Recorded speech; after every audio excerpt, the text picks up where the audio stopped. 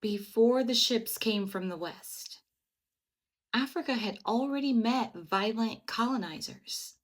In 639 CE, the Rashidun armies crossed into Egypt and called it faith. By 709, the Umayyads had claimed the Maghreb. New banners, new tongues, same ambition, same colonial mindset. They taxed, they renamed, they burned, they rewrote, and through those dunes marched another trade, the trade of people. From the Gao to the Zanzibar, millions of Africans were violently taken north and east. Their labor building cities like Basra, Mecca, and Cairo. The Zan Rebellion of 869 CE wasn't a myth. It was the actual first slave revolt in the modern world. And then centuries later, Ottomans marched into Sudan, plundering for ivory, for gold, and bodies. The tribute never stopped.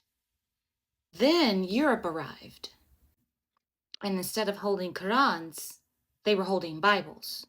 Instead of crescents, they came with crosses.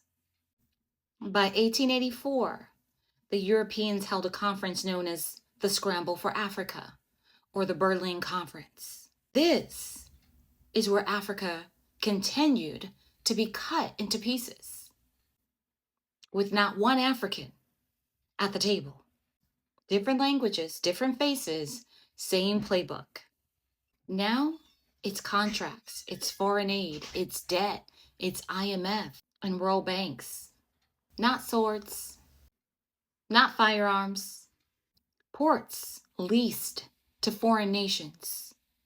Data mined, just like they mined the diamonds. And children still mining for cobalt in the Congo so that the world can scroll on their handheld devices in comfort. The playbook of the colonizer never died. It just changed hands. But listen, this isn't about religion or color. It's about systems that feed on African bodies. And they call that parasitic consumption progress. But progress for who? It's about the leaders that remain silent. It's about the leaders who forgot that every loan was actually a chain. It's about a continent that's still negotiating with its abuser, with its kidnappers.